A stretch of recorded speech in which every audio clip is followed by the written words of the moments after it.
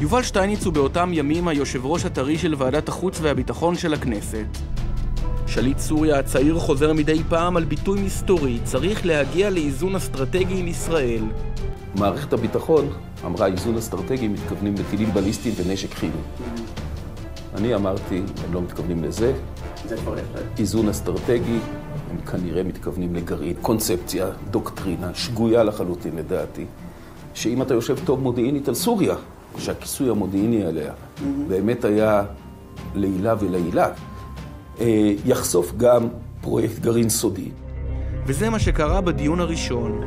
פגישה יותר מתסכלת הייתה עם ראש אמ"ן דאז, פרקש, שאמר לראש הוועדה, דוקטור יובל שטייניץ, דוקטור לפילוסופיה, אומר לו, אדוני הפילוסוף, אני מודיע לך, אני מצטט מהזיכרון, אני מודיע לך שכאיש מקצוע, מה שאתה אומר, אין לו שום התכנות.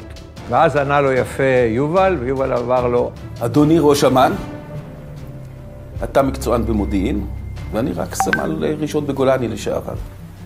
אבל צריך להיות מקצוען בפילוסופיה, כדי לדעת איך להטיל ספק. וכפילוסוף, אני מטיל ספק גדול בביטחון העצמי שלך, במיוחד לגבי סוריה.